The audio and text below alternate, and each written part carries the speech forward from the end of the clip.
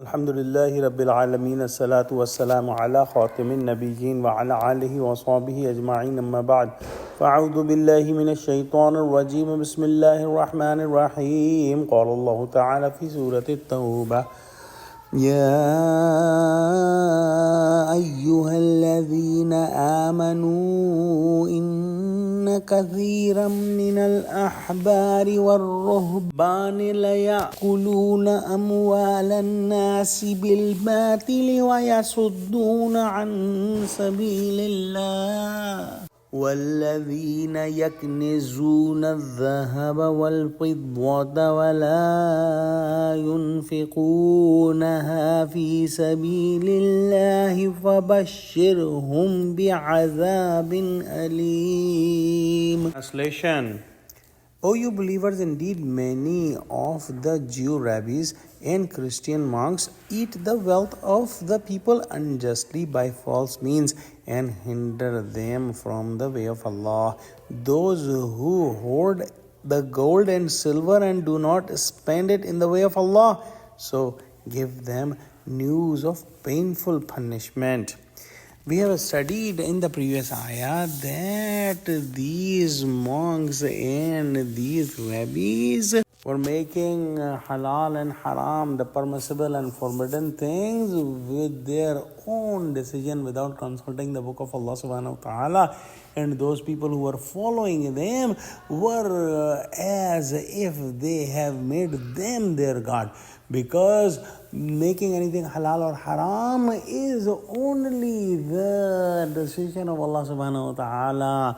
No one else can make this decision, and if a scholar is making this decision, he has to consult the commandments of Allah subhanahu wa ta'ala. So these corrupt so-called scholars had one thing in their mind: to make money, and making the decisions in the deen just to please the people, and whatever they think is right, they will say it, and whatever they think is wrong, they will say it, and they will get the money from the people, and they will continue doing that so that their position in the society will remain, and they also get lots of money. But by doing that, they are indeed keeping the common man away from the path of Allah subhanahu wa ta'ala, because if the people understand and realize that they are not doing the right thing and they are keeping them away from the path of Allah subhanahu wa ta'ala,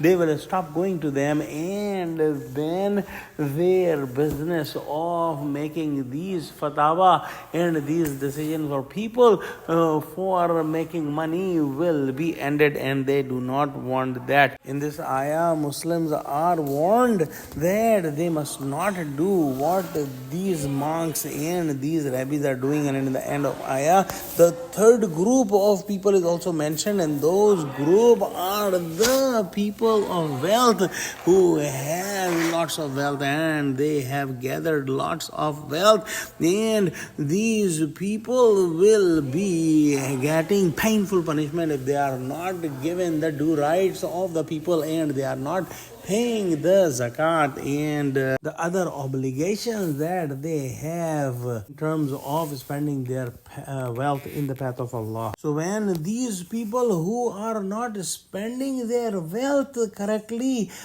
are getting severe punishment, we can imagine that those people who are hiding the commandments of Allah subhanahu wa ta'ala just to get some money and deceiving people, and what will be their end and what will be their destination, and how painful punishment they will be getting. Let's pray Allah subhanahu wa ta'ala make us among your sincere slaves, O Allah, and do not include us among the people who have these bad characteristics described in this ayah. Ameen. Wa akhiru da'wana alhamdulillahi rabbil alameen. Assalamu alaikum wa rahmatullahi wa barakatuhu.